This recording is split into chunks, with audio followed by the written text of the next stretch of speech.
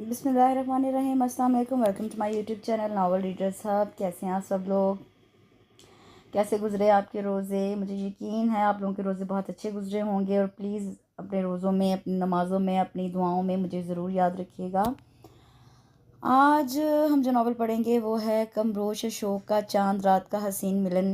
आपको नाम सही ज़ाहिर होगा। बेसिकली ये ईद बेस्ड नावल है, शॉर्ट स्टोरी है। इसमें जो है ना हीरोइन वो अपनी आइडेंटिटी छुपाती है हीरो से। तो चलिए स्टार्ट करते हैं। कमरोश शोक का चांद रात का हसीन मिलन। असद के बच्चे वापस दे दो मेरी बुक, पर ना बाबा से शिकायत करूंगी तुम्हारी। भागते हुए असद के पीछे दौड़ती उम्मीद उस पर चीख रही थी, जो कि उसकी लव स्टोरी बुक छीन कर भागा था। लेकिन वो असद रुबानी ही क्या जो किसी के हाथ आ जाए। इस घर में उसे उम्मीद को तंग करने में सबसे ज़्यादा मज़ा आता था, या यूं कहिए कि एक शेर तो दूसरा सवा शेर। अरे बेटा आराम से, चोट लग जाएगी। साइड से आते अहमद रब्बानी से वो बुरी तरह टकराई थी। बाबा आप, अच्छा हुआ आप आ गए। वो देखिए ना असद मेरी बुक नहीं दे रहा। मुंह बसोरते हुए शिकायत की। अच्छा ये बात है, अभी खबर लेते हैं हम उस असद की। अहमद रुबानी ने उम्मीद को प्यार भरी नज़रों से देखा और भागते हुए असद को आवाज़ दी, जो कि अहमद रुबानी की आवाज़ पर दौड़ा चला आया। ये क्या बचपना है बेटा, क्यों तंग कर रहे हो उम्मीद को? उन्होंने डांटने के अंदाज में कहा, जबकि लबों पर शरारत बेनहा थी। वापस करो उम्मीद की बुक। अरे बाबा बिल्कुल बावली हो गई है ये, और ऐसी बेवकूफ़ों वाली लव स्टोरी बुक पढ़ पढ़ के तो इसकी छोटी सी अकल और ज़ाइल होती जा रही है। वो हंसते हुए बुक हवा में लहराने लगा। इससे पहले कि वो बुक उचक लेती, लेकिन वो उसके लंबे कद की वजह से मार खा गई। कुछ बनना पड़ा तो उसके मजबूत बाजू पे अपने नाजुक मुक्कों की खूब बारिश की, जिसका असर रबानी जैसे बंदे पर कोई असर ना हुआ था, क्योंकि वो इस मार का आदी था। इसलिए मजीद कहके पर कहका छोड़ता चला गया। उम्मीद से जब कुछ बनना पड़ा तो मुंह बसूरती अहमद रबानी का हाथ पकड़कर हिला डाला, जो कि ये उसका आखिरी हरबा था। बाबा देखिए ना असद को। अहमद रबानी उस वक्त इन दोनों की शरारतों से खूब लुत्फानंदोज हो रहे थे। आखिर में असद को तनबीह कर बैठे, ये लो पकड़ो अपनी stupid love story book. Asad ने सर पे हल्के से बुक मारते हुए कहा, उसके आगे मारते हुए उसके आगे की, जिसे वो झपटने के अंदाज में थाम चुकी थी, और इसी भारी बुक को जोर से उसके शाने पर मार के भागी थी। उसकी हरकत पर अहमद रब्बानी दिल खोलकर मुस्कुरा दी, जबकि वो हंसता हुआ वहां से निकल पड़ा। उम्मीद 5 साल की थी जब रब्बानी वाला लाई गई थी, और उसे लाने वाले अहमद रब्बानी थे। वो उनके बचपन के दोस्त महमूद अली की बेटी थी। रोड एक्सीडेंट में उम्मीद के वालिदैन का इंतकाल हो गया था, तो वो तनहा रह गई थी। लेकिन अहमद रब्बानी ने उसे हालात के सर्दो गर्म थपेड़ों से बचा लिया, इसलिए वो उसे अपने साथ ले आए। अहमद रब्बानी के सिर्फ 2 बेटे थे, रोहेल रब्बानी और असद रब्बानी। अल्लाह ने बेटी की शक्ल में उनकी दुनिया उम्मीद से पुर कर दी थी। घर के सारे ही अफराद उसे पाकर बहुत खुश थे। रोशन अहमद ने उसे बिल्कुल माँ की आगोश की तरह जगह दी। रोहेल उसे बिल्कुल अपनी छोटी और प्यारी बहन समझता था, और अहमद रुबानी तो थे ही उसके दीवाने। रह गया असद, जो कि था तो उससे 5 साल बड़ा, लेकिन दोनों एक दूसरे को तंग करने का कोई मौका हाथ से नहीं जाने देते थे। कभी बनती दोनों में खूब गाड़ी बनती थी, और कभी ना बने तो दोनों अपने अपने महाज पर खड़े होकर एक दूसरे पर खूब धावा खोलते थे। इसलिए उन दोनों का निकाह अहमद रब्बानी ने उम्मीद की उसके घर से कभी ना जुदा होने के लिए बचपन में ही कर डाला था, जिसे दोनों ही लाइल्म थे। अगर उम्मीद को इस घर में इतना प्यारी, इतनी चाहत मिली थी, तो कभी उम्मीद ने इस घर के मकीनों को मायूस नहीं किया था। उम्मीद ने बीए के बाद पढ़ाई छोड़ दी थी। इसका कहना था कि वो मम्मा से ज़्यादा दूर नहीं रह सकती। इसलिए अहमद रब्बानी ने उसे प्राइवेट एमए करने का कहा, जिस पर वो राजी होगी। इस बात को लेकर असद ने कितने ही दिन उम्मीद का जी भर के मजाक उड़ाया था, जिस पर वो उससे बदला लेने के लिए कभी उसका नफासत से सजा कमरा उलट देती, कभी उसकी कोई चीज़ छुपा देती, तो कभी मौका गनीमत जानकर उस पर पीछे से वार करती। उम्मीद की इन सब हरकतों पर तो वो कभी कभी तिलमिला जाता, और अपना नुकसान होने पर उसे भी कभी ना बख्शता। असद आजकल सीएसएस के पेपर्स देकर फारिग हुआ था। आर्मी ज्वाइन करना उसका ख्वाब था, जिसको हर हाल में पूरा करना चाहता था। रोजाना सुबह को वॉक करना, ठंडी ठंडी फिजाओं से सांसों को महकाना उसका मशगला था। उस वक्त भी वो पेड़ पर चहचहाती चिड़ियों को सुन रहा था, जब ही किसी ने बहुत जोर से उसकी पुश्त पर कोई छोटी मगर कदरे भारी शय मारी थी। ये उसके साथ तकरीबन कोई 1 हफ्ते से शरारत कर रहा था। वो पलट कर इधर उधर देखता, मगर कोई होता तो नजर आता।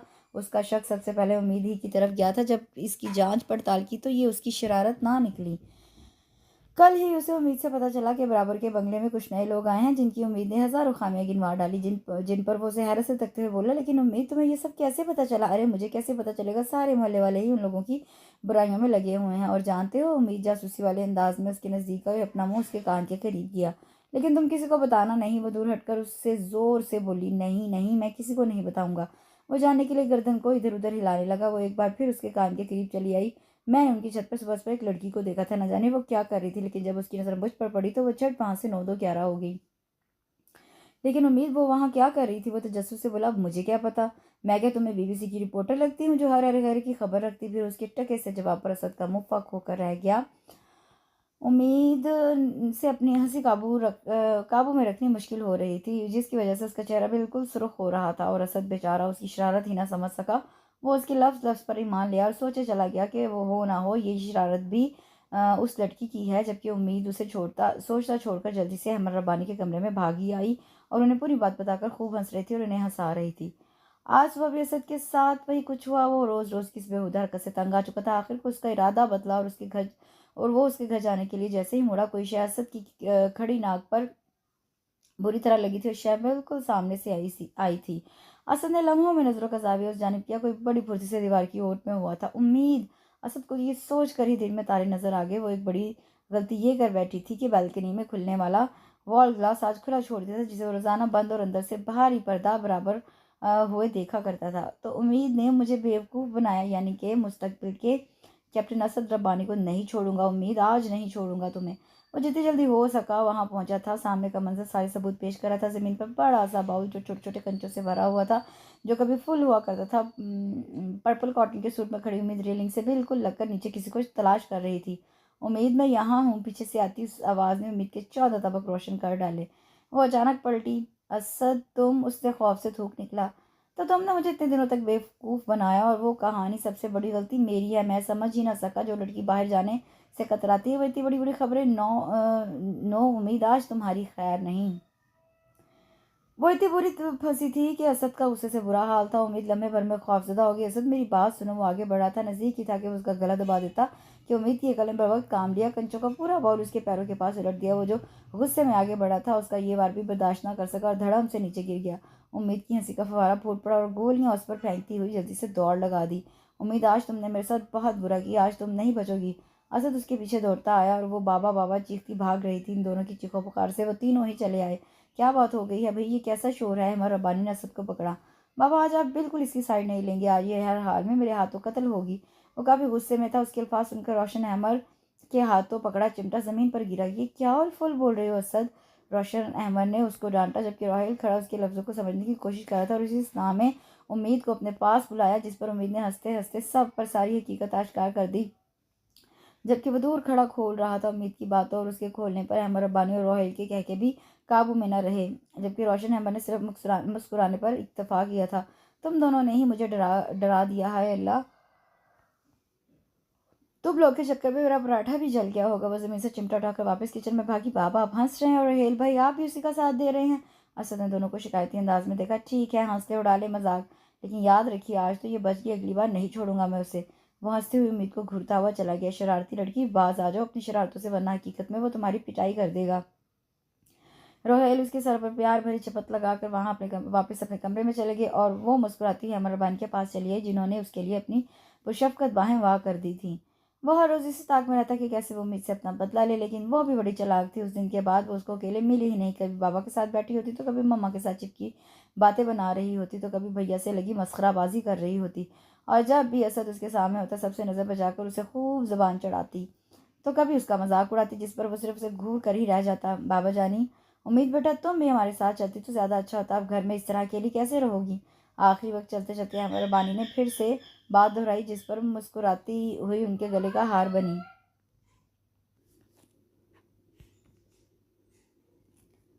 आखिरी वक्त चलते चलते अहमद रब्बानी ने फिर से बात दोहराई, जिस पर वो मुस्कुराती हुई उनके गले का हार बनी। बाबा जानी, आपकी उम्मीद बड़ी बहादुर है, वो किसी से डरती वरती नहीं। आप बिल्कुल सुकून से जाइए और इस बोरिंग पार्टी को एंजॉय कीजिए और जल्दी से लौट आइए। वो मुस्कुराती हुई बोली, जिस पर अहमद रब्बानी धीमे से मुस्कुरा दी। उसके माथे पर बोसे देकर रोशन अहमद के हमरा रवाना हो गए। उम्मीद अंदर जाने के लिए बाहर की तकरीबन सारी सीढ़ियां बुर कर चुकी थी, जब भी ना जाने कहाँ से अलादीन के चिराग की तरह वो बिल्कुल सामने नमूदार हो। उसे देखकर तो उम्मीद की सीटी ही गुम गई। तुम तो चले गए थे ना? वो घबरा कर आराम आराम से पीछे वापस सीढ़ियाँ उतरने लगी। हाँ गया था, मगर पीछे के दरवाजे से वापस आ गया। आखिर को तुमसे बदला भी तो लेना था। ये गोल्डन चांस कैसे मिस कर दूं? वो भी आराम से आगे आता जा रहा था। देखो देखो असद, आज नहीं, नहीं आज ही, एक हफ्ते से जो तुम मेरा खून खुश कर रही थी, मुझे जला रही थी और वो जबान मुझे जबान चढ़ाई जा रही थी, आज तो कुछ भी हो जाए, आज मैं तुम्हें बिल्कुल नहीं बख्शूंगा। आज चाहे तुम किसी को भी बुला लो, घर पर सिर्फ मैं और तुम ही हैं। भैया तो वैसे ही इस्लामाबाद मीटिंग में गए हैं और बाबा मम्मा पार्टी में तुम्हें बचाएगा कौन। उसके चेहरे पर छाई सुर्खी, बदला लेने का जुनून, अंगारा, आंखें जिन्नाती कहका, उम्मीद खौफजदा हो गई थी। इससे पहले के बदले की आग में न जाने वो कौन सा कदम उठाता। वो डर कर जल्दी से उतरने के चक्कर में उल्टे बल बाकी सीढ़ियों से बुरी तरह नीचे गिरती चली गई, जिससे उसका बाजू बुरी तरह जख्मी हुआ। बाजू से खून निकल देखकर असद हरासा हो गया। उसका मसनूई डराने वाला गुस्सा सब पल भर में गायब हुआ था और जल्दी में वो 2-3 सीढ़ियां फलांगता उस तक पहुंचा जो जमीन पर बैठी शायद तकलीफ या शायद उसके अंदाज से बेतहाशा हो रही थी। पागल हो, बिल्कुल गधी लड़की, खड़ी हो। असद ने उसको खड़ा किया और लाउंज में ले आया। अपने कमरे से भागकर फर्स्ट एड बॉक्स उठा लाया। पहले रुई से उसका बहता खून साफ किया, फिर उसके जख्म पर ट्यूब और फिर पट्टी बांधी। मैं तो तुम्हें सिर्फ डरा रहा था और तुम बेवकूफ़ पहले भी थी और हमेशा बेवकूफ़ ही रहोगी। उसने उसके सर पर हल्की सी चपत लगाई। ये बात सच थी कि वो उम्मीद को कभी किसी तकलीफ किसी नुकसान में नहीं देखना चाहता था, चाहे खुद कितना बड़ा ही नुकसान क्यों ना उठा ले। वो बचपन से उसके साथ रहा था। उनकी दोस्ती इतनी गहरी थी कि ना तो असद को कभी दोस्त बनाने की ज़रूरत पड़ी और ना कभी उम्मीद को। वो उसके पास बैठा उससे बातें कर रहा था। पहले वाली बात का उसके चेहरे पर शायबा तक ना था।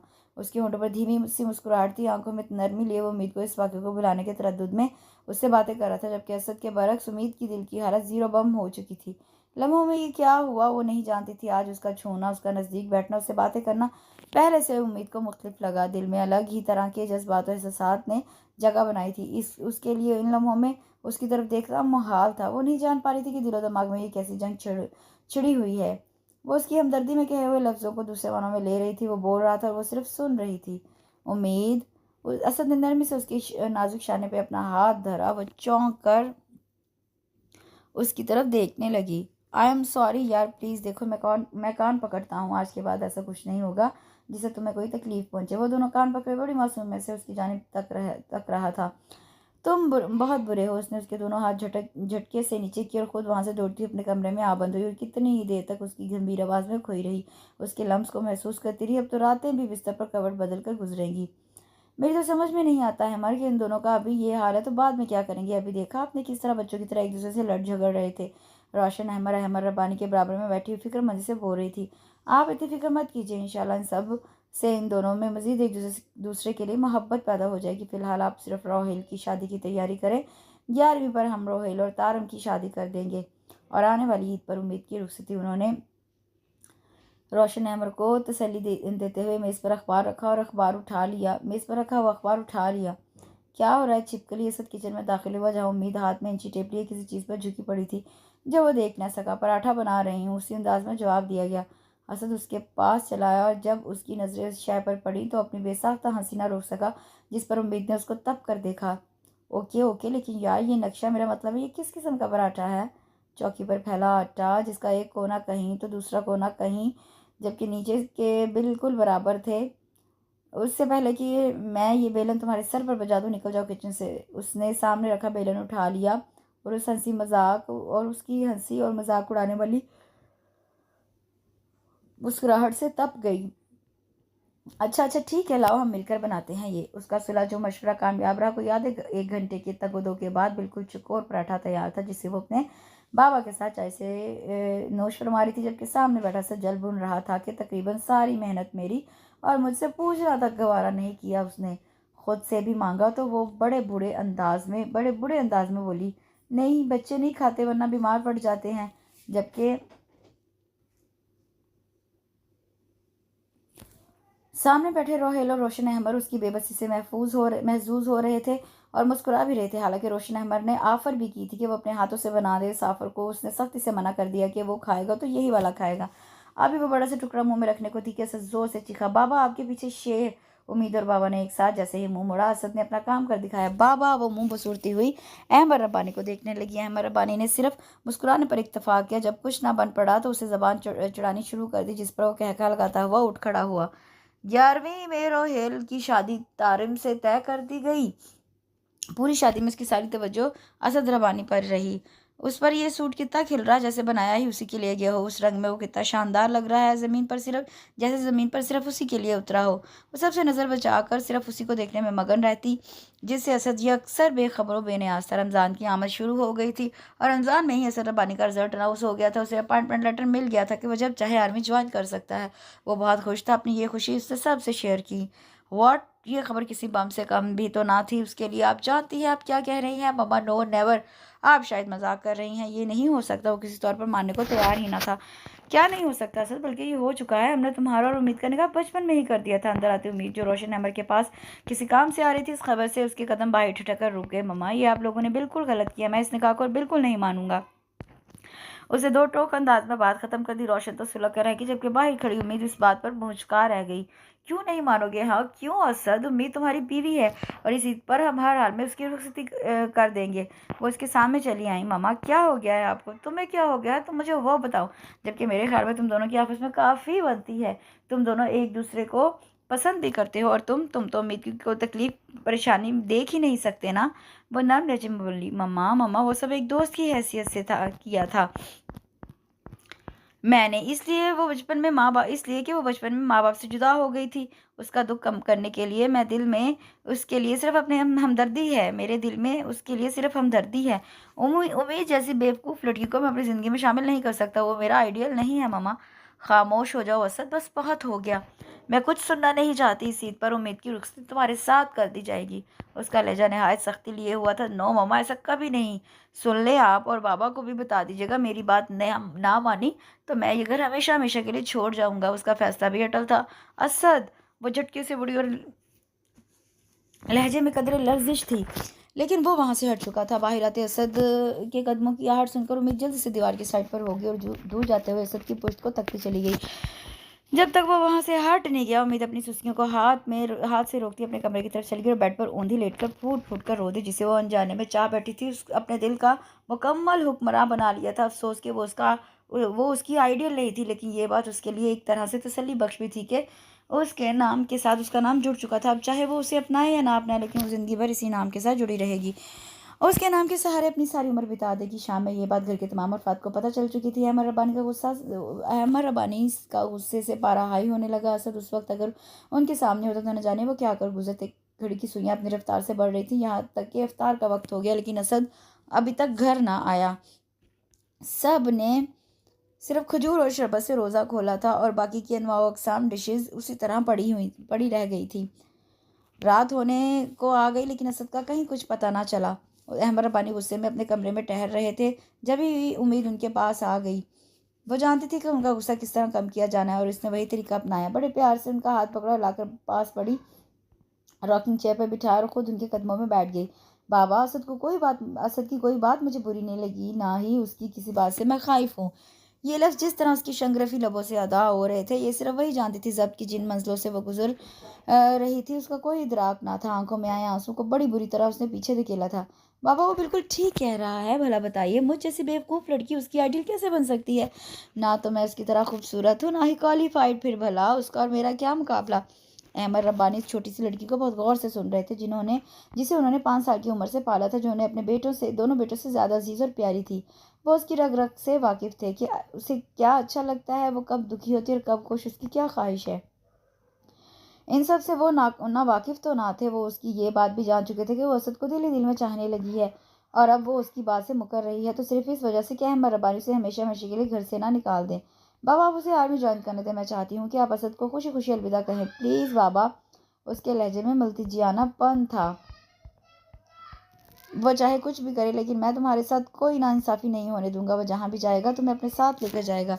अहमद रब्बानी जानते थे कि उम्मीद की वो कोई बात नहीं टाल सकेंगे और चाहे कुछ भी हो, उम्मीद अपनी बात मनवा कर रहेगी तो मजबूर उन्हें उम्मीद से थोड़ा सख्त लहजे में बात करनी पड़ी, जिसका उन्हें हद दर्जा दुख हुआ था। बाबा, मजबूरी के सौदे नुकसानदेह साबित होते हैं और अगर बिलफर्ज मैं उसके साथ चली भी गई तो क्या होगा? हम खुश तो नहीं रह सकेंगे एक दूसरे से।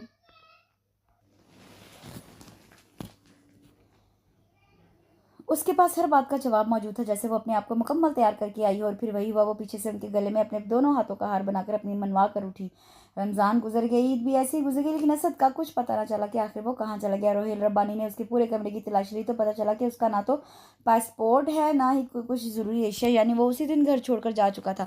उसका जिम्मेदार उम्मीद अपने आप को समझती थी। उसका दिल बहुत गमगीन और उदास हो गया, हरदम खोई खोई सी रहने लगी। उसकी इस हालत पर अहमद रब्बानी का दिल खून के आंसू रोता। वो चाहे सबसे हंस हंस कर बात करती, मगर अपने आप को उनकी नज़रों से नहीं छुपा सकती थी। वो शाम को वॉक करने बाहर निकली ताकि कुछ वक्त अपने आप को बहला सके। अपने ही ध्यान में वो सड़क पर उतर आई जब एक बाइक वाले कि बहुत बचाने के बावजूद वो उसे बचा ना पाया और वो थोड़ी दूर जा गिरी। ये मंजर दूर से आती व्हाइट कार में बैठे अहमद रब्बानी से छुपा ना रह सका।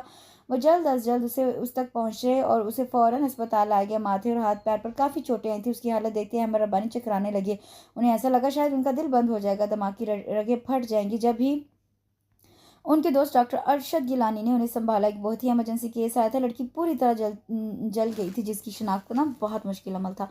उसे देखकर अहमद रब्बानी ने एक झुरझुरी, वो लावारिस थी या शायद वारिस उसके भाग गए थे। जो भी था, वो लड़की अपनी जिंदगी ना बचा पाई। अहमद रब्बानी के दिलो दिमाग में बड़ी फुर्ती से एक आइडिया आया था जो तकलीफ दे तो था, लेकिन शायद आगे के लिए सूदमंद होता। उन्होंने काफ़ी देर तक डॉक्टर अरशद गिलानी से इस बारे में बात की थी। रब्बानी हाउस में एक कोहराम मच गया था। सामने रखी उम्मीद की लाश देखकर रोशन अहमद पर सख्ता तारी हो गया। एक साइड पर अहमद रब्बानी रोहेल अफसरदा खड़े थे। रोहेल रब्बानी के खुद के आंसू न थम रहे थे। सामने बैठी ये लड़की उसे बिल्कुल अपनी छोटी बहन की तरह अजीज थी, लेकिन जबकि तारिम रोहेल रोशन अहमद का सख्ता तोड़ने में किसी हद तक कामयाब हो गई थी। बचाओ बचाओ। सड़क पर खड़ी महक को सामने से बहुत दूर से आती फौजी जीप नजर आई, जिसको वो हाथ के इशारे से रोकने की कोशिश कर रही थी। कैप्टन असद रब्बानी ने बीच सड़क पर हरासा सी खड़ी लड़की को देखकर अपनी जीप उसके करीब रोक दी और वो जल्दी से उतरकर उस तक आए। अभी वो बोलते ही कि महक जल्दी से बोल उठी। वो बहुत रो रही थी। प्लीज़ आप मेरी कज़न को बचा लीजिए, वो गिर रही है। ओके लेकिन आपकी कज़न है कहाँ? वो इधर उधर निगाह दौड़ाने लगा तो मैं जल्दी से उसका बाजू पकड़े मतलूबा जगह पर ले आई, जहाँ रोड के उस साइड कोई हिफाजती बंद ना बांधा गया था। कोई लड़की ऊपर आने की कोशिश कर रही थी। कभी वो नीचे खाई को देखती तो कभी अपने हाथों को जो शायद फिसलने के लिए कुछ ही लम्हे लेते। कैप्टन असद रब्बानी बड़ी फुर्ती से उसका हाथ पकड़ा और एक झटके से उसकी उस नाजुक सी लड़की को ऊपर घसीटा। वो खौफजदा होकर बगैर उस शख्स को देखे उसके कुशादों का भी सीने से जा लगी। वो रो रही थी, ये जाने बगैर के सामने जो शख्स खड़ा है उसकी आंखों में कितने सवालात थे, कितनी हैरानगी थी। उम्मीद, ये नाम सुनकर सीने से लड़की लगी उस लड़की को झटका लगा और वो उसकी ग्रिप से निकलती पीछे हो गई थी। इस दौरान महक उस तक आ चुकी थी। वो महक को देखती हुई जल्दी से उसका हाथ थाम कर चलने लगी। अरे एक मिनट उजाला, पहले अपने मौसम का शुक्रिया तो अदा कर लो। वो उसे अपना हाथ छुड़ाती अपने आंसू साफ करती कैप्टन असद रब्बानी के पास आई। आपका बहुत बहुत शुक्रिया सर, जो अगर आप वक्त पर मदद ना करते तो। Excuse me. वो इसकी बात काटता हुआ पुश्त मोड़े उस लड़की के पास चला आया। उम्मीद, तुम कहाँ चली गई थी? देखो तुम्हारा दिल दुखाकर मैं भी सुकून से नहीं रहा। हर पल तुम्हें सोचता रहता था। उम्मीद, चलो घर चले। वो उसका जज्बात में हाथ पकड़े बोल रहा था, जबकि उसके बारे उस लड़की की आंखों में किसी किस्म की कोई रमक ना थी। बस वो उसे सवालिया नजरों से तकती चली जा रही थी। देखिए, आपको कोई गलत फहमी हुई है। मैं उम्मीद नहीं, उजाला सहगल हूँ। झूठ बोल रही हो तुम उम्मीद हो। मेरी उम्मीद। उसका लहजा कुछ तेज हो गया था। छोड़िए मेरा हाथ। उसने एक झटके से अपनी कलाई उसकी मजबूत गिरफ्त से छुड़ाई और उसे 2 कदम पीछे हटी। वो बगैर उसकी तरफ देखे जाने के लिए मुड़ी थी कि बड़ी सरहद से उसने उसे अपनी जानिब खींचा था। वो लहराकर सीधा उसके कुशादा सीने का हिस्सा बनी। देखो उम्मीद, मैं जानता हूँ कि मुझसे गलती हुई है, लेकिन मैं इसका इजाला उसका तदारुक कर दूंगा। तुम प्लीज़ मेरे साथ घर चलो। देखिए, आपको कोई गलत फहमी हुई है। मैं उम्मीद नहीं हूँ। वो उसकी गिरफ्त से निकलने के लिए भरपूर कोशिश कर रही थी। आंखों के साथ साथ उसका लहजा भी भीगा हुआ था। गलत फहमी? मुझे कोई गलत फहमी नहीं हुई, बल्कि तुम झूठ बोल रही हो। वही आंखें, वही होंठ, वही चेहरा। नहीं उम्मीद, मैं धोखा नहीं खा सकता। वो उसकी झूठी दलील की नफी कर रहा था। वो उसके आगे खुद को मुकम्मल बेबसों महसूस कर रही थी। उसकी बेबसी महसूस करते हुए मैं जल्दी से वहां आई। वो जो सब अपनी आंखों से देख रही थी, कानों से सुन रही थी, उसकी भी खुद समझ में नहीं आ रहा था कि आखिर ये सब क्या है। देखिए, उजाला सही कह रही है। वो उम्मीद नहीं बल्कि उजाला है। मेरी चचाजाद कज़न, प्लीज़ आप छोड़िए उसे। वो उसे यकीन दिलाते हुए बोली, देखिए मोहतरमा, ये मामला हमारा पर्सनल है। मेरी बीवी है ये, प्लीज़ आप उसमें दखल अंदाजी मत करें। मैं जानता हूँ कि ये मुझसे नाराज़ है, खफा है मुझसे, लेकिन मैं इसे मना लूँगा। असद को महक का बीच में बोलना खासा नागवार गुजरा था। वाह, अभी आप उम्मीद उम्मीद की रट लगा रहे थे, अब आप बीवी पर आ गए। मुझे तो आप काफ़ी फ्लर्टी शख्स लगते हैं। महक से अब रहा ना गया। वो अपनी तेज़ तरार तबीयत को ज़्यादा देर दबा ना सकी। What are you mad? वो अपने साथ लगाए मेकअप की ग्रिप से आज़ाद करता हुआ उसे काफ़ी कीनातोज नज़रों से देखने लगा। No I am not, but you are. जब मैं आपसे कह रही हूँ कि ये मेरी कज़न उजाला है, तो आप प्लीज़ उसका हाथ छोड़िए। वो सैमी उजाला के पास आई और उसका हाथ थामा। महक जानती थी कि उसकी कज़न उजाला काफ़ी हद तक डरपोक और बुज़दिल वाक़या हुई है, इसलिए उसका हिसाब चुकता किया करती थी। देखिए मोहतरमा, आप बात को बढ़ा रही हैं। मैं अपनी उम्मीद को अच्छी तरह पहचानता हूँ और मैं जानता हूँ ये उम्मीद है। उसने एक नज़र सहमी खड़ी उजाला पर डाली, जो अपनी कलाई छुड़ाने की सही करी थी। इतने में वहाँ एक ब्लैक क्रोला आकर रुकी, जिससे 2 मुसल्ला गार्ड्स नमूदार हुए उन तक पहुंचे। मैडम, आप दोनों कहाँ चली गई थी? सर, आप दोनों के लिए परेशान हैं। एक मुसल्ला गार्ड बोला। अरे ये मिस्टर आने दे तो आए ना। वो तब कर उसे देखने लगी, जो किसी तौर पर उजाला का हाथ छोड़ने को राजी ना था, लेकिन मुसल्ला गार्ड्स ने उससे गन पॉइंट के जोर पर उजाला सहगिल का हाथ छुड़वा लिया। वो जा रही थी उसे एक बार फिर बहुत दूर, और वो उस वक्त अपने आप को इतना बेबस महसूस कर रहा था कि कुछ कर ही ना सका, अपना मुकम्मल इस्तेहकाक इस्तेमाल ना कर सका। मम्मा तो कह रही थी कि उम्मीद मर गई है, तो फिर ये कौन थी? एक ही शक्ल के दो चेहरे, ये कैसे मुमकिन है? क्या ये मेरी गलतफ़हमी है? लेकिन मेरा दिल क्यों नहीं मान रहा? लेकिन इसकी नज़रों में मेरे लिए कोई पहचान भी तो ना थी। वो तो ऐसे रिएक्ट कर रही थी जैसे मुझे जानती ना हो। अगर उम्मीद नहीं तो ये कौन है ये लड़की? ये तो मैं जान कर रहूँगा। अब मैं बेडरूम में कैप्टन अरशद रब्बानी की सोचे सिर्फ़ और सिर्फ़ उसकी शक्ल के गिर्द घूम रही थी, वो उसी को सोच रहा था। वो अपने बेड पर लेटी बेआवाज़ आँसू से रो रही थी। उसका दिल अभी तक सदमे से बाहर नहीं निकला था जो कुछ दिन पहले उसके साथ हुआ था। वो उस लम्हे मौत को अपने से करीब देख कर आई थी। शायद ज़रा सी भी देर हो जाती तो वो ज़िंदा आगे के अल्फाज उसके लिए काफ़ी जानलेवा थे। वो इस कदर घबरा गई कि अपनी जान बचाने वाले शख्स तक को ना देख सकी थी और उसी के सीने से जा लगी। मैं भी बहुत बेवकूफ़ हूँ, अब ऐसा भी क्या डरना? और वो शख्स, उसकी आँखें कैसे दीवानगी से मेरे चेहरे का तवाफ़ कर रही थी। कैसे वो मुझे झिंझोड़-झिंझोड़ के यकीन दिला रहा था कि मैं उसकी उम्मीद हूँ। नहीं, ये गलत है। मैं उम्मीद नहीं हूँ, मैं उजाला हूँ, उजाला सहगल वो अपने ही मुँह में बड़बड़ाने लगी। ये तो मालूम था मुझे कि आप यकीनन रोने का शगफ़ कर रही होंगी। महक उसके कमरे में आई तो उसे बेड पर औंधे मुँह लेटा रोते हुए पाया। एक तो मैं तुम्हारी सरकत से बड़ी तंग हूँ। वो उसके पास आ बैठी और उसे ज़बरदस्ती बिठाया और उसके आँसू साफ़ करने लगी। डियर, ज़िंदगी में ये चलता रहता है। मैं जानती हूँ कि ये वाक़या इतना आसानी से भुला देने वाला नहीं है। एक लम्हे को तो मेरी भी जान निकलने को थी कि अगर तुम्हें कुछ हो गया तो ना जाने। एनीवेज़, भला उस लड़की का जिसने तुम्हें बचा लिया। काफ़ी देर तक वो उसके ज़हन से वाक़या निकालने की सही करने लगी। इधर-उधर की बातें करके वो उसका दिल बहलाने लगी और सबसे ज़्यादा उस लड़के का मज़ाक उड़ाने लगी जिससे उजाला की मुस्कान लौट आई। बेटा, आज शाम हमारे घर एक मेहमान आ रहे हैं। उन्हें मैंने ख़ास रात के डिनर के लिए इनवाइट किया है। इसलिए डिनर का इंतज़ाम आप दोनों मिलकर करना होगा। किसी चीज़ की कोई कमी नहीं होनी चाहिए। कर्नल बुरहान लगारी ने अपने पास बैठी नाश्ते की टेबल पर बैठी उजाला और महक को कहा। बाबा कोई ख़ास मेहमान? महक तेजस्वी से बोली। जी, वो ख़ास मेहमान है हमारे। उन्होंने मुस्कुरा कर कहा और चाय के सिप लेने लगे। पापा, उनका नाम क्या है? क्या करते हैं? कहाँ रहते हैं? एक ही सांस में वो इतने सवालात करने लगी। बेटा, आज शाम वो खुद यहाँ तशरीफ़ ला रहे हैं। आप ये सब उनसे खुद मालूम कर लीजिएगा। इस वक्त मुझे ऑफिस से देर हो रही है। शाम को मुलाकात होगी। वो कप रख कर वहाँ से चले गए जबकि महक की नज़रें अपने पास बैठी उजाला साइकिल पर थी जो सिर्फ कंधे उचकाकर रह गई। शाम को वो दोनों बड़ी खूबसूरती से तैयार होकर बाहर निकली थी और लॉन में बैठी अपने पापा और उस खास मेहमान का इंतजार कर रही थी जिसे देखने के लिए हाँ, दोनों की नज़रें बड़ी बेताब थी। शाम 7 बजे घर में दो गाड़ियां दाखिल हुई। एक ब्लैक रोला जिसमें कर्नल बुरहान लगा रही थी, दूसरी ब्लैक स्विक जिसमें से जो शख्सियत बरामद हुई वो उन दोनों को चौंकने पर मजबूर कर गई थी।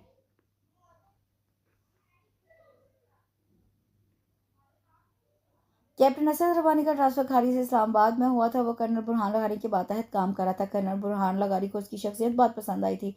चंद दिनों में ही उसके काम करने का अंदाज कर्नल बुरहान के दिल को पसंद आया और चंद ही लम्हों में वो दोनों बहुत अच्छे फ्रेंड्स भी बन गए थे और उन्होंने उसको अपने साथ घर पर डिनर पर इन्वाइट किया था। अपनी तबीयत की बिना पर महक ने भी असद से बहुत जल्दी दोस्ती कर ली थी जबकि उजाला कम गो तबीयत की वजह से उससे सिर्फ सलाम-दुआ कर सकी और वहाँ से हटकर किचन में चली गई ताकि डिनर को भरपूर तैयार कर सके। उजाला, तुझे मालूम है असद की उम्मीद बिल्कुल तेरे जैसी है। एक पल को तो मुझे यकीन नहीं आया, लेकिन वो वाक़ई हूबहू बिल्कुल तेरी हमशक्ल है। मैंने तस्वीर देखी है जो उनके वॉलेट में थी। रात को वो दोनों बेड पर एक साथ लेटी जब भी महक ने उजाला से कहा, जबकि उसके बरक्स उजाला का रिएक्शन बिल्कुल मुख्तलिफ था। उसके चेहरे पर किसी किस्म का कोई तासुर न था। अच्छा, लेकिन मुझे यकीन नहीं है, वो यकीनन कोई बहुत बड़ा फ्लर्टी है और वैसे भी वो बंदा मुझे बिल्कुल पसंद नहीं आया। वो करवट लेकर बोलने लगी।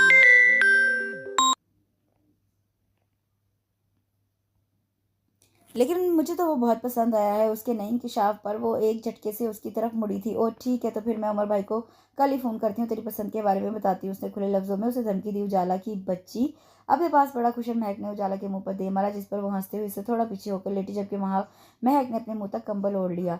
अभी कल ही की तो बात थी। वो और महक किचन में घुसी चौकोर पराठा बनाने की कोशिश कर रही थी जो कि बन के ना दे रहा था। ना जाने कब असद वहाँ दाखिल हुआ और उन दोनों की कारस्तानी देखने लगा। महक की नज़र अचानक उस पर पड़ी।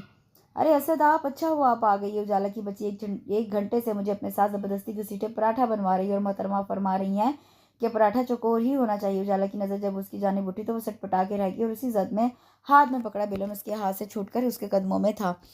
असद ने एक भरपूर नज़र निगाह डालने के बाद इस बेलन को उठा लिया और वो दोनों तक चला आया।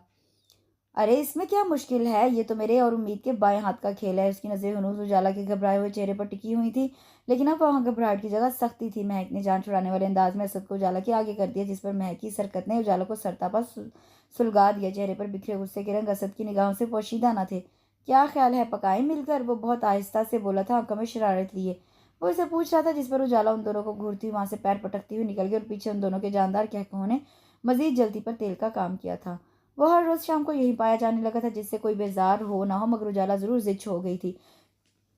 जिसका उसने महक से बरमला इजहार भी किया था, लेकिन मगर वो महक ही क्या जो उसकी बेतुकी बात पर कान धरे। उस वक्त भी वो महक से काफ़ी हंस कर बातें कर रहा था, जो दूर बैठी उजाला को काफ़ी हद तक जहर से भी ज़्यादा जहर लग रहा था, मगर वो मजबूर थी, कुछ कह नहीं सकती थी। इतने में शरफू वहाँ 3 कप कॉफ़ी ले आया। अरे आप भी लेफ्ट हैंड है? इत्तेफाक से मेरी उम्मीद भी लेफ्ट हैंड थी। वो काफ़ी पी रही थी जब ही असद उसे टोक बैठा। वो उसकी इस आदत से बहुत ज़्यादा चिढ़ती थी कि उसकी किसी न किसी आदत में वो उम्मीद की किसी आदत को ज़रूर मिला देता था, जिससे वो ऊपर से नीचे तक सुलग कर रह जाती थी। जब भी वो उसके सामने बहुत कम आती थी और महक थी कि ज़बरदस्ती उसको भी अपने साथ घसीटती। मेरे ख्याल में इस दुनिया में सिर्फ आपकी ही उम्मीद अनोखी नहीं हो सकती जो लेफ्ट हैंड हो। वो हुंकारा भरकर वहां से हट गई, जबकि एक दिलचस्प मुस्कुराहट असद के होठों पर रेंगे कप पर नजर की, जो टेबल पर पटक कर गई थी। आई एम सॉरी असद, उजाला को आपके साथ ऐसा नहीं करना चाहिए था। महक ने उसकी खफत मिटाने की गर्ज से कहा। अरे नहीं महक, कोई बात नहीं, मैं उनकी किसी बात का बुरा नहीं मानता। वो उससे बड़ी नरमी से कह रहा था। आज महक की मंगनी थी, जिसमें कैप्टन असद रब्बानी खास तौर पर खास मेहमान थे। उन्होंने महक को बिल्कुल अपनी छोटी बहन माना था और महक ने भी भाई की तरह इज्जत दी थी। सामने आती उजाला, जिसने हाफ स्लीव्स की शर्ट और पिंक नेट का शरारा जेबतन कर रखा था, हम रख ज्वेलरी, बालों को पूरा खोल रखा था। वो आसमान से उतरी कोई हूर लग रही थी, जो जमीन पर भटकती हुई यहाँ निकली थी। वो उसे बड़ी दिलचस्पी भरी नजरों से देख रहा था। उसकी नज़रों की तपिश से उजाला घबरा गई। वो महसूस करती थी कि जब भी वो इसके सामने जाती तो उसकी नज़रों में अपने लिए एक अलग ही चमक देखती। उसकी रोशन आंखें उस पर पड़ती तो ऐसा लगता जैसे कुछ खोज रही हूँ। उजाला पूरी पार्टी में उसकी बेताबाना नज़रों से छुपती फिर रही थी। असद की ज़ेरिक निगाहों से उसकी ये अदा छुपी न रह सकी। ये आप मुझसे इतना कितराती क्यों हैं? मैं आपको अगवा तो नहीं करके ले जाऊंगा। आखिर असद से रहा ना गया तो अकेली खड़ी उजाला के पास चला आया। वो वहां से हटना चाहती थी, लेकिन सामने वो अपना पहाड़ जैसा वजूद देख खड़ा था, और वो इतनी बदलेहाज नहीं थी कि घर आए मेहमान से बदतमीजी करती। नीची नज़र किए होंठ काटती वो नाजुक सी लड़की आज अपनी तमाम खूबसूरती समेत उसके जब्त का इम्तिहान ले रही थी। कितने ही लम्हे बीत गए थे यकटुक उसको देखने में। अचानक उसकी नज़र उसके दूधिया बाजू पर टिकी थी, जहाँ बाजूबंद के साथ साथ ग्लिटर मेहंदी के उसके बाजू पे बहुत जच रही थी। वो बहुत गौर से उसकी जानिब देख रहा था, जब भी बड़ी मुश्किलों से उजाला ने अपनी सहमी सहमी नज़रें ऊपर की थी। उसकी नज़रों के जाविये पर उजाला कुछ समझते हुए बड़ी तेज़ी से वहां से जाने के लिए आगे बड़ी थी। अचानक उसकी नाजुक कलाई उसके मजबूत हाथ की गिरफ्त में आ गई। उम्मीद तुम मान क्यों नहीं जाती? बहुत धीमी सी इल्तिजा थी उसके लफ्जों में। बेकरारी पिन्हा थी। लम्हा भर में उजाला चकरा के रह गई। वो उसकी दीवानगी, उसकी नज़रों की ताब ना ला सकी। वो किसी कमज़ोर लम्हे का हिस्सा नहीं बनना चाहती थी, इससे बड़ी फुर्ती से उसकी ढीली गिरफ्त से अपनी कलाई छुड़ाई और अंदर भागती चली आई। उसके जाने के बाद कैप्टन असद रबानी होश की दुनिया में वापस लौट आया और फिर हारे हुए कदमों से अपने रास्ते पर चल पड़ा। शाम के 7 बज रहे थे जब शरफू ने कैप्टन असद रबानी के आने की इतला दी। आज वो घर में अकेली थी। अंकल अपने किसी दोस्त की अयादत को गए थे और मैं कुछ देर पहले उमर भाई के साथ घूमने गई थी। उसने चलने की ऑफर की थी, मगर उससे साफ इनकार कर दिया कि कबाब में हड्डी बिल्कुल सूट नहीं करती, और अब घर में अकेली रहकर पछता रही थी। वो कैप्टन असद रबानी से वो आज घर आ गया था। वो कैप्टन असद रबानी का सामना करने से कतरा रही थी। मंगनी वाले रोज के बाद से वो आज घर आया था। वो शर्फू को मना करना चाहती थी, लेकिन वो मोहतरम शायद कुछ ज्यादा ही बेसब्रे थे। पीछे पीछे चले आए। रात होने को थी और मौसम भी आज काफी हद तक खराब था। भाई बारिश आज अपने उरूज पर थी, और ऐसे में वो तन्हा बिल्कुल अकेली उस पर असद की आमद। उजाला की तो रूह खुश्क होने लगी। उजाला बीबी, मेरी बीवी अस्पताल में है जी, मैं इससे मिलकर अभी 1 घंटे में आ जाऊंगा। शरफू मुअद्दब अंदाज में कहने लगा। इससे पहले वो मना करती असद बोल पड़ा। ठीक है तुम जाओ, मैं यहाँ हूँ। उजाला का खौफजदा चेहरा जर्द पड़ गया। शरफू उसकी यहाँ पर फौरन मंजर से गायब हो गया, और असद उसके बिल्कुल सामने सोफे पर आ बैठा। आपके यहाँ मेहमानों की खातिर तवाज़ो नहीं की जाती? वह घबराई हुई हाथों की उंगलियों को एक दूसरे से मरोड़ती गर्दन झुकाए उजाला को गौर तक रहा था। जी। वो यकदम सटपटा कर खड़ी हो गई, जिस पर असद का एक भरपूर कहकहा उस खामोश कमरे में गूंज उठा। अरे आप तो बहुत ज्यादा घबरा गई हैं, मैं तो मजाक कर रहा था। वो भी अपनी जगह से उठ खड़ा हुआ।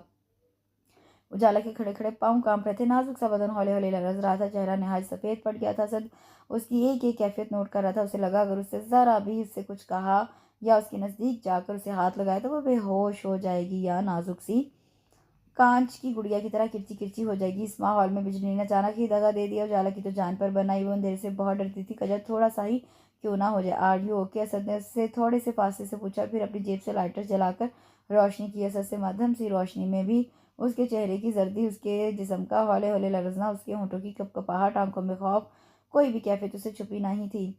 उससे पहले कि उसको कुछ हो जाए, वो लम्हा ज़ाया किए बगैर उन तक पहुंच गया। वो अंधेरा, मुझे डर लगता है। अंधेरे से इस लहजे में साफ कपकपाहट थी। मैं जानता हूँ तुम डरती हो अंधेरे से। असद ने उसके दोनों शाने बड़े प्यार से थाम लिए। वो उसके नहायत नज़दीक था, जिसका उजाला को बहुत देर बाद एहसास हुआ। उसकी गर्म गर्म सांसें उजाला के गालों को अंगारे की माने दहका गईं। ठीक है, डर अपनी जगह, लेकिन ये शख्स नहीं। मैं कोई अपनी कमजोरी इसके हाथ में नहीं दूंगी। वो एक झटके से उससे पीछे हुई थी। दिलो दिमाग में अजीब सा भौचाल आ गया था। आंखें लामानी अंदाज में उसके चेहरे पर गड़कर रह गई थी। वो उससे 2 कदम पीछे हुई थी कि पीछे रखे हुए सोफे से टकराकर उस पर गिर पड़ी। इसी चक्कर में लाइट भी आ गई थी। कमरे में चारों तरफ रोशनी बिखर गई थी, जिससे थोड़ी देर के लिए उजाले की आंखें चिंधिया आ गई। उसे जोर से अपनी आंखों को मीच लिया। कमरे में अपनी लवाजत की मौजूदगी का एहसास होते उसे जोर से अपनी आंखों को खोला तो सामने उसको अपनी जानिब यकटुक तकते पाया था। वो घबराकर वहां से उस मंजर से हट जाना चाहती थी। उसका यही इरादा असर शायद भाग गया था जब भी उस तक आया और अपने दोनों हाथ सोफे की बैक साइड पर टिकाकर उस पर झुका था।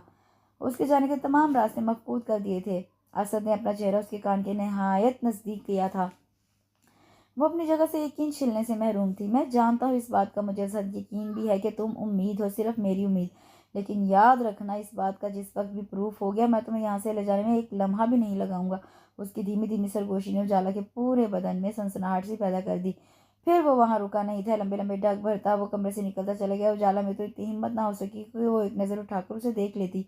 वो वहीं जमकर रह गई थी। कितने ही वक्त वो उसी तरह मुंजमद सी बैठी रही। आखिर को जब थकने लगी तो अपने मुर्दा वजूद को घसीटती हुई अपने रूम में जा बंद हुई। महक की वापसी कब हुई, अंकल कब आए, उसे कुछ मालूम नहीं। वो उन सब से बेखबर रही। हेलो, सोफे पर टीवी के अलावा उजाला महक बैठी थी। जब जब ही कैप्टन असद की आवाज़ उसे टकराई, वो जो बैठी हाथ में लिए लव स्टोरी बुक पड़ी थी, झट उससे टीवी देखती महक की गोद में डाल दी बुक। असद डाल दी। असद से ये मंजर छुपा ना रह सका।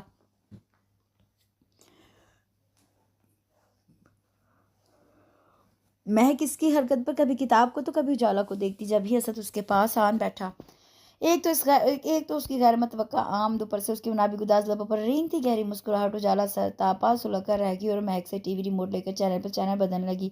वॉल्यूम उसने कुछ तेज कर दिया ताकि ध्यान असद और महक की बातों पर ना जाए। कब तक कतराओगी मुझसे? बस कुछ ही दिनों की बात है। खुद से ही अक्सर अनजान बनी उम्मीद को देखता हुआ दिल ही दिल में मुखातिब हुआ। और सुनाइए, कैसे हैं आप असद भाई? सब खैरियत है ना? महक बड़ी खुश उसलूबी से मुस्कुराती हुई बोली। बातों के दौरान वो उजाला को कई बार टोक चुकी थी कि आवाज़ स्लो करो, लेकिन उस वक्त उजाला बहुत जिद्दी बनी हुई थी। इन दोनों से ही अक्सर लाताल्लुक बातों ही के दरमियान ये जुमला अचानक उजाला के कान में पड़ा था। बाबा की तबीयत कुछ नासाज है, जिस पर उसने टीवी का वॉल्यूम कम कर दिया था और अपना सारा ध्यान असद की बातों पर लगा दिया था। खैरियत क्या हुआ आपके बाबा को? महक ने बड़ी नरमी से पूछा। इसका जवाब सुनने के लिए उजाला ने वॉल्यूम कुछ और स्लो कर दिया। वो अभी अंदर से बेचैन हो गई थी कि पापा की तबीयत ख़राब है। उसका बस चलता तो वो उड़कर उनके पास पहुंच जाती, लेकिन मजबूर थी। और ये मजबूरी भी उसके जान से अजीज़ बड़े बाबा ने ही थमाई थी। असल में उन्हें कुछ ज़ुकाम है और मुझे भी याद कर रहे हैं, इसलिए मैं आज की फ़्लाइट से कराची जा रहा हूँ। बुरहान सर से तो ऑफिस में मुलाकात होगी, सोचा अपनी छोटी बहन से भी मिलता चलूँ। ओके, इंशाल्लाह बहुत जल्द फिर मुलाकात होगी। वो खड़ा हो गया। ओके मोहतरमा। उजाला सहगल अब उसका रुख उसकी तरफ था, जो ना चाहते हुए भी अनजान बनने की भरपूर कोशिश कर रही थी। उसकी बात पर उजाला ने बड़ी मुश्किलों से नज़रें उठाई थी, फिर फ़ौरन नीचे भी कर लीं। मैं जानता हूँ तुम बाबा का जिक्र सुनकर अंदर से काफ़ी परेशान हो गई हो। तुम्हारे चेहरे के कोई एक्सप्रेशन कैप्टन असद रब्बानी से छुपे नहीं रह सकते। वो उसे गहरी नज़रों से देखता चला गया। उजाला की बच्ची की क्या हरकत थी? असद के जाने के बाद महक ने उजाला की क्लास ली। जानती हैं आप असद भाई, स्टूपिड लव स्टोरीज बुक्स के बारे में बहुत पहले मुझसे पूछ चुके हैं। महक ने बुक उठाकर मेज़ पर पटकी। पूछ चुकी हैं, मगर क्या? यही कि उजाला को लव स्टोरीज बुक्स पसंद है। व्हाट? और तुमने क्या कहा? चौंकते हुए इस्तफसार करने लगी। मुझे क्या कहना था? जाहिर सी बात है हाँ कह दिया। महक बेवकूफ़ हो पूरी। उसने साइड पर धरा कुशन उसके सर पर दे मारा और फिलहाल वो उस बात को इग्नोर करती हुई रबानी हाउस नंबर डायल करने के लिए भागी ताकि बाबा की खैरियत दरियाफ्त कर सके। शाबान गुजर गया था, रमज़ान का चांद नज़र आ गया था और 29 रोज़े रह गए थे, लेकिन असद अभी तक वापस नहीं आया था। आज चांद रात थी और कल ईद थी। महक तो अपनी मंगेतर के साथ खूब शॉपिंग कर रही थी, जबकि उसे कोई क्रेज़ ना था। इसलिए वो घर में कल की ईद की तैयारी कर रही थी। तकरीबन उसने रात 8 बजे तक तमाम काम कर लिया था। किचन में सेवइयाँ, दही बड़े, शामी कबाब, चाट वगैरह तकरीबन सब कुछ बना लिया। अब घर की सजावट करने में लगी थी। आज चांद रात थी, इसलिए नींद उसकी आंखों से कोसों दूर थी। अपने कपड़ों पर इस्त्री की। रात 10 बजे तक तमाम काम मुकम्मल कर लिया और अंकल अभी तक ना आए थे। उसके होंठों पर धीमी सी मुस्कान भी सजी थी, तो आंखों में उदासी ने पहरा डाल रखा था। वो बहुत थक गई थी, इसलिए थकन उतारने के लिए बेड पर दराज हुई थी कि कमरे का दरवाज़ा किसने बहुत ही ज़ोर से खोला था और बिना वक्त ज़ाया किए उस तक आया था। उस पर से लिहाफ खींचा और उसके नर्म नाजुक वजूद को अपने मजबूत बाजुओं में भर लिया और चलता चला गया। उजाला इस अचानक अफ्तार पर घबरा कर रह गई। असद, ये क्या बदतमीजी उतारी है मुझे, मैं कहती हूँ रुक जाइए। वो चीख रही थी लेकिन आज वो उसकी एक नहीं सुन रहा था। चेहरे पर सख्ती, लब भिंचे, नजरें सामने किए वो चलता चला गया। उस पर उजाला की चीख, उसके घूंसों का कोई असर ना हो रहा था, यहाँ तक कि मेन गेट से बाहर आ गया। असद के बच्चे, छोड़ो मुझे वरना बाबा से शिकायत करूंगी तुम्हारी। बिल्कुल रवानी में ये जुमला बोल गई थी जिस पर इतना हुआ कि बीचे हुए लबों पर हल्की सी मुस्कुराहट दर आई। जब तक उसको अपनी गाड़ी की फ्रंट सीट पर बिठा चुका था। ओके कर देना, आंखों में आंखें डालकर कहा। उजाला अंदर तक कट कर रह गई और नाजुक से लबों को दांतों में दबा लिया। वो ड्राइविंग सीट पर बैठा बड़ी खामोशी से ड्राइविंग कर रहा था। यहाँ के रास्ता तमाम और गाड़ी एक शानदार बंगले में एंटर हुई। वो उसे जबरदस्ती साथ ही उसका हाथ पकड़े अपने रूम में ले आए। कमरे की हालत देखकर उसके 14 तबक रोशन हो गए थे। कमरे में मरकजी बल्ब की रोशनी ने हर शय वाज़ेह कर दी थी। दीवार से लगा जहाजी साइज बेड जिस पर गुलाब की पत्तियां ही पत्तियां बिखरी हुई थी। पूरे बेड को एक दुल्हन की तरह सजाया गया था। मोती और गुलाब की लड़ियां उनकी खुशबू के साथ साथ परफ्यूम की तेज खुशबू ने उसका दिमाग चकरा कर रख दिया था। और सामने खड़ा सच जो उसका हाथ बड़ी नरमी से पकड़े उसे बड़ी प्यार भरी नजरों से तक रहा था। उम्मीद, आई एम सो सॉरी। नहीं हूँ मैं उम्मीद, मैं उजाला हूँ, सिर्फ उजाला, छोड़ो मेरा हाथ। उसने गुस्से में अपना हाथ उससे छुड़ाया और बाहर जाने लगी। जब असद ने उसका बाजू थाम लिया और एक ही जश्न में अपने नजदीक किया।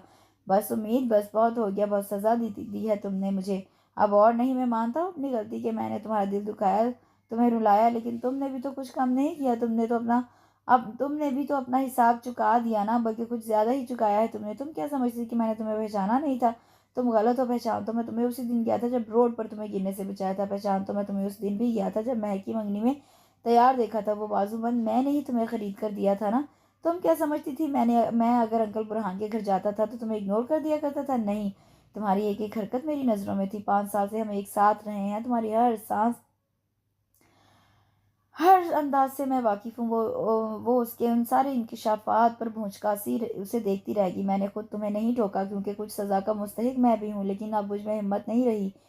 मेरा ज़ब्त खोने लगा था। मैं तुम्हें अपने से और दूर नहीं देख सकता था। उसने उम्मीद को मजीद अपने नज़दीक किया। नहीं, छोड़ो मुझे। वो हड़बड़ाकर उससे पीछे हुई थी। इसका मतलब है तुम अभी भी इनकारी हो? उसे तेज़ नज़र से देखने लगा, लेकिन उसने उसकी जानिब से अपना रुख फेर लिया और चेहरा दोनों हाथों में छुपाए रोने लगी। वो कमज़ोर पड़ गई थी, उसकी दीवानगी की ताब न ला पा रही थी। ये निशान याद है उम्मीद? उसने उसके रोने की परवाह किए बगैर उसका बाजू पकड़ा, जहाँ से उसकी उसकी वजह से वो दाग था जो सीढ़ियों पर गिरने की वजह से लगा था। वो उसकी रोती आंखों में देखने लगा। और ऐसा ही एक दाग तुम्हारी कमर पर है जो कि बचपन में वो भी मेरी वजह से ही लगा था। याद है तुम्हें? या दिखाऊं? उसके लफ्जों पर उम्मीद सटपटा गई कि उसका कोई भरोसा भी नहीं उम्मीद की तरफ से। जब कोई जवाब ना आया तो उसने उसका बाजू छोड़ दिया। ठीक है, मैं तुम्हारा वो दाग देखूंगा। अगर वो नहीं हुआ तो तुम यहाँ से जा सकती हो। असद ने आखिरी पत्ता फेंका था जिस पर उम्मीद ने शर्म हया के मारे खुद को पसीने में डूबा हुआ महसूस किया। वो घबरा कर पीछे कदम हटाने लगी जबकि असद आगे आने लगा। नहीं असद, प्लीज़ ऐसा मत कीजिए। वो रोते हुए बोली। मैं कराची गया था, बाबा ने मुझे सब कुछ बता दिया है कि मुझे तुम्हारा एहसास दिलाने के लिए उन्होंने तुम्हें अपने दोस्त बुरहान लगारी के पास ज़बरदस्ती भेजा था। और देख लो, तुम्हारे बगैर मैं कितना अकेला, कितना तन्हा हो गया हूँ। हर पल मैंने तुम्हें याद किया। तुम्हारे मरने की खबर मुझ तक पहुंची तो मैंने महसूस किया जैसे मेरे जिस्म में रूह पर परवास कर गई है। तुम्हें खोकर मैं हर लम्हा अजियत में रहा हूँ। मेरी ज़िंदगी का कोई मकसद नहीं था, लेकिन जब मेरा ट्रांसफ़र इस्लामाबाद में हुआ तो तुम मुझे मिली। जब तुम्हें देखा तो मैं जैसे जी उठा, लेकिन तुम्हारे बार बार झुटलाने पर मेरी सारी खुशी ढेर हो गई। फिर जब कर्नल बुरहान के घर तुमको देखा तो मेरे दिल ने गवाही दी कि तुम उम्मीद हो। मैंने महक को एतमाद में लिया। कुछ तुम्हारे बारे में उससे पता चला। आहिस्ता आहिस्ता मुझ पर हर राज मुंकशिफ होता गया और आखिर को मैंने बाबा को अपना भरपूर यकीन दिलाया कि मैं तुम्हारे बगैर नहीं रह सकता, तुम्हें खो नहीं सकता। जब ये इंकशाफ हुआ कि वो उम्मीद है उजाला नहीं, वो हर पर्द खोलता जा रहा था और उम्मीद बगौर आंसू बहाए उसे सुन रही थी। प्लीज़ उम्मीद, मुझे माफ़ कर दो। आज चांद रात है और हमारी ज़िंदगी की शुरुआत का पहला दिन। तो क्या सारी रात इसी तरह रूठते मनाते गुजार दोगी? उसने एक नज़र में उसके सरापे का पूरा जायजा ले डाला। बगैर स्लीव्स की पिंक सिल्क की नाइटी उसकी शहाबी रंगत पर खूब खिल रही थी। आपने मुझे बहुत रुलाया। और उठते हुए मुंह फेर गई। वो जानती थी कि वो असद को दुखी उदास नहीं देख सकती। इसके बगैर अगर असद नहीं रह सकता था तो वो खुद कौन सा सुकून में थी। अब असद को वैसे भी सब पता चल चुका था। अब और झूठ वैसे भी उसे बोला नहीं जाना था। तुम फिक्र ना करो, मैं तुम्हें इससे ज़्यादा प्यार दूंगा। वो उसके पास चला आया। वैसे कल ईद है, मैंने तुम्हारे लिए कल की तमाम शॉपिंग खुद की है। और एक अहम बात वो ये कि कल रबानी हाउस के तमाम मकीन हमारे घर तशरीफ़ ला रहे हैं और साथ में महक और बुरहान अंकल भी। सच? वो खुशी से खिल उठी जिस पर उसने मुस्कुराकर सर इस बात में हिला दिया। आप मुझे मेरी शॉपिंग दिखाओ। वो अपने चेहरे को साफ करती बोली। असद को देखते हुए उम्मीद की नज़र अपने सामने कद आवर आईना पर पड़ी तो उसकी आंखें फटी की फटी रह गई। उसके देखने पर असद ने भी वही निगाह दौड़ाई तो समझ गया कि वो क्या सोच रही है। असद अपना जायजा लेने के बाद बमुश्किल उसके मुंह से सिर्फ यही नाम निकला। वो पहली बार उसके सामने इस हुलिये में थी जिस पर वो जमीन में गड़ कर रह गई थी। कंफ्यूज सी शर्मिली सी उम्मीद पर असद को उस वक्त ढेरों प्यार आया। उसकी हालत पर असद अपना बेसाख्ता कहका जब्त ना कर सका। वो शर्म से मजीद दोहरी हो गई।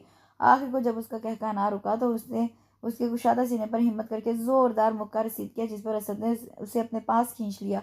तुम्हारी ये अदा सबसे खूबसूरत है। अचानक ही आसमान पर फायरिंग और पटाखों की आवाज़ सुनाई दी जो शायद सामने वाले घर से की जा रही थी। कल ईद की खुशी में उन दोनों के इस हसीन मिलन पर शायद वो लोग भी बहुत खुश थे। जब भी आधे घंटे तक इस सिलसिले को बरकरार रखा था। चलो पहले मैं तुम्हारे खूबसूरत हाथों में अपने नाम की मेहंदी लगवा कर लाता हूँ।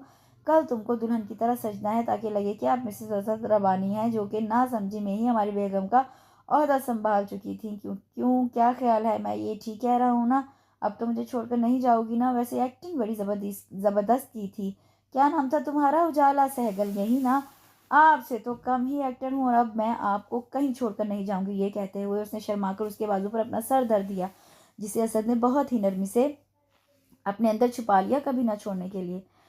इसके साथ ही इस खूबसूरत से ईद बेस्ड नावल का इख्तिताम होता है। मुझे यकीन है आपको ये नावल बहुत पसंद आएगा।